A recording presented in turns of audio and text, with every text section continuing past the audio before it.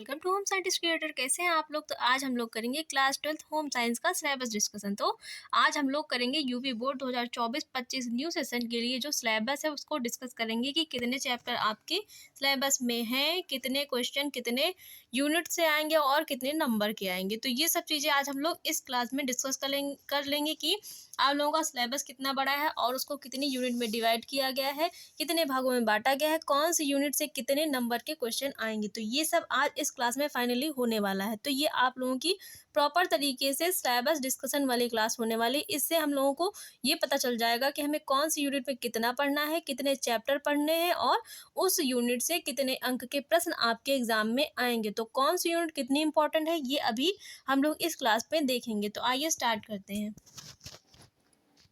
तो पहले हम लोग ये देख लेते हैं कि आप लोगों का जो प्रश्न पत्र है वो कितने अंक का आएगा। तो जो आपका प्रश्न पत्र है, जो लिखित प्रश्न पत्र है आपको बोर्ड एग्जाम में मिलेगा, वो 70 अंकों का होगा। कितने अंकों का होगा? 70 अंक का होगा। और जो आपका प्रैक्टिकल है, जो 12th क्लास में होम साइंस का प्रैक्टिकल होता है, वो 30 नंबर का होता है। तो ये 70 अंक आपके हाथ में है। जितनी अच्छी तरीके से आप अपना सिलेबस पढ़ेंगे, जितनी अच्छी तरीके से आप अपनी प्रिपरेशन करेंगे, तो ये 70 अंक बहुत ही अच्छे से आप ला पाएंगे। और ये प्रैक्टिकल से आपको 30 नंबर मिलेंगे। जो आपका वाइवा प्रैक्टिकल होगा उससे आपको ये 30 नंबर मिलेंगे। तो टोटल 70 और 30 कितने हो गए? 100 अंक हो गए। 100 अंकों में से आपको जो है अपने अच्छे अंक लाने हैं। तो 70 अंक टोटल आपके बिल्कुल हाथ में है। आप जितने अच्छे से अपना सिलेबस प्रिपेयर कर लेंगे उतने अच्छे नंबर आपको आपके एग्जाम में मिलेंगे। और 70 अंकों के लिए आपको फाइल बनानी पड़ेगी, प्रैक्टिकल देना 30 अंकों के लिए आपको जो फाइल है वो बनानी पड़ेगी, प्रैक्टिकल देना पड़ेगा, साथ ही आपका वाइवा होगा। तब जाके जो एग्जामिनर है वो आपको 30 में से जो भी नंबर देगा वो उसके हाथ में होगा। तो आपके जो टोटल सिलेबस है उसमें कितनी यूनिट है? जो आपका सिलेबस उसमें टोटल कितनी?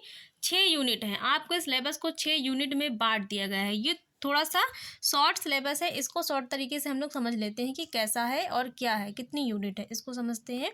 जो आपका पूरा सिलेबस है ये रहा, शॉर्ट में आपका ये सिलेबस पूरा रहा।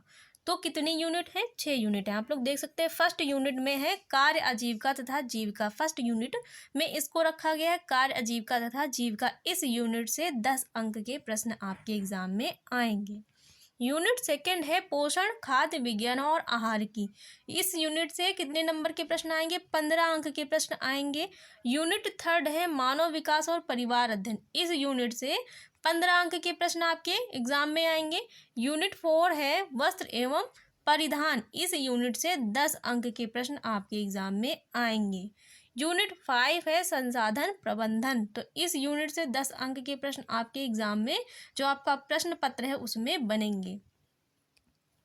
यूनिट 6 है संचार एवं विस्तार। इस यूनिट से भी आपके 10 अंक के प्रश्न बनेंगे। तो ये रहा आपका पूरा सिलेबस शॉर्ट में कि इतनी यूनिट आपके जो सिलेबस है उसमें है और आपको इतनी यूनिट पढ़नी पड़ेंगी। प्लस हर यूनिट से इतने क्वेश्चन के अंक आपको मिलेंगे और इतने क्वेश्चन के अंक आपके जो यूनिट है उसमें बनेंगे कि इतने प्रश्न बनेंगे और इतने अंकों के बनेंगे।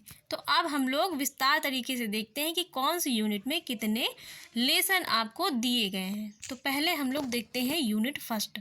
तो यूनिट फर्स्ट है कार्य आजीविका तथा जीविका।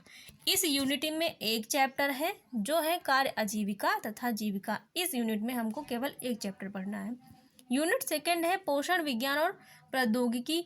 तो इस यूनिट में टोटल 4 चैप्टर हैं। पहला है नैदानिक पोषण और आहार की, दूसरा है जन पोषण तथा स्वास्थ्य, तीसरा है खाद्य प्रसंस्करण और प्रौद्योगिकी, चौथा है खाद्य गुणवत्ता और खाद्य सुरक्षा। तो इस यूनिट में सेकेंड यूनिट में 4 ही चैप्टर हैं जो हमको पढ़ने हैं।